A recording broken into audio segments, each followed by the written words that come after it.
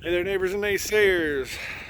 Happy Thanksgiving, November 27th, 2025. Just coming up here. Of course, we're early moving. The next couple days are kind of funny because of the way things go. Thanksgiving dinner at 4 o'clock, 4:30. So we gotta leave here at 3. It's just a little after 2 right now. We usually move at 5 o'clock, 6 o'clock. Just before it gets real dark here.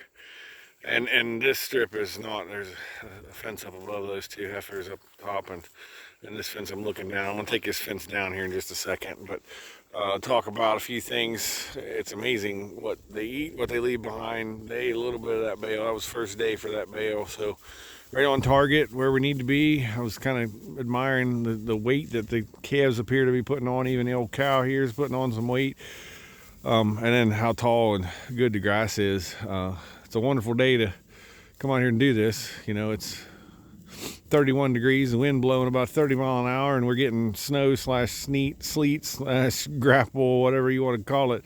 But still a whole lot better than slogging through the mud and feeding a bale of hay, or the cow standing around in mud at a bunk feeder somewhere. So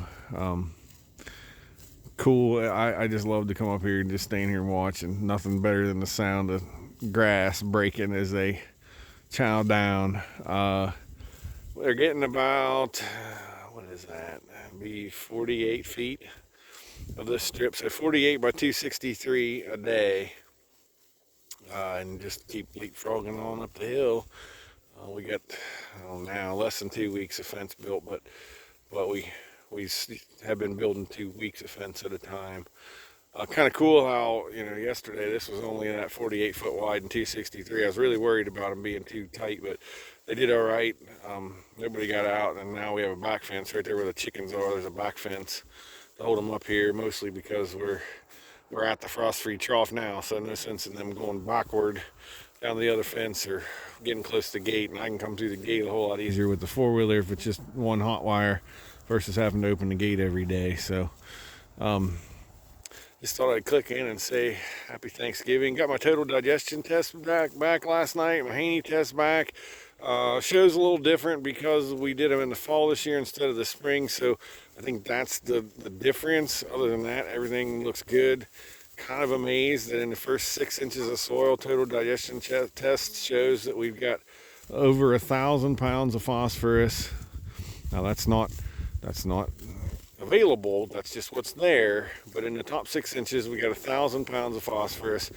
And if you multiply that out, that's 2,800 pounds of P2O5 fertilizer in the top 6 inches of soil. And we're not farming in a flower pot, as Buzz Clute said.